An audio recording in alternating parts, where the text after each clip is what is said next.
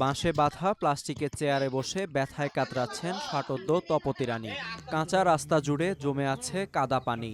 কোনো ভ্যান বা যানবাহন চলার উপায় না থাকায় এভাবে কাঁধে করে রোগীকে নিয়ে হাসপাতালে ছুটছেন স্বজনেরা।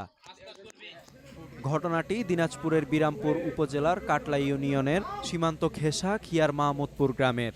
গৃহস্থলীর কাজের সময় আহত হন তপতী রানী।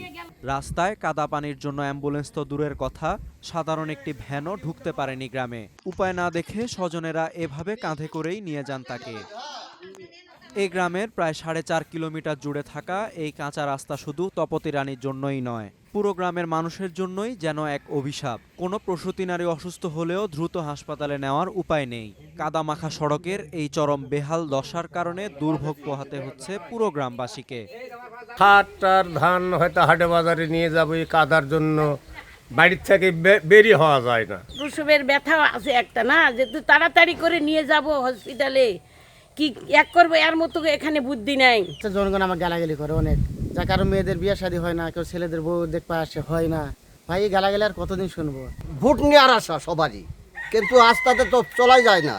এ বিষয়ে বিরামপুর উপজেলার উপসহকারী প্রকৌশলী সুরুজ্জামান মিয়া জানান, কাঁচা রাস্তাটি পাকা করার প্রস্তাবনা সংশ্লিষ্ট দপ্তরে পাঠানো হয়েছে, এখন অনুমোদনের অপেক্ষায় আছে।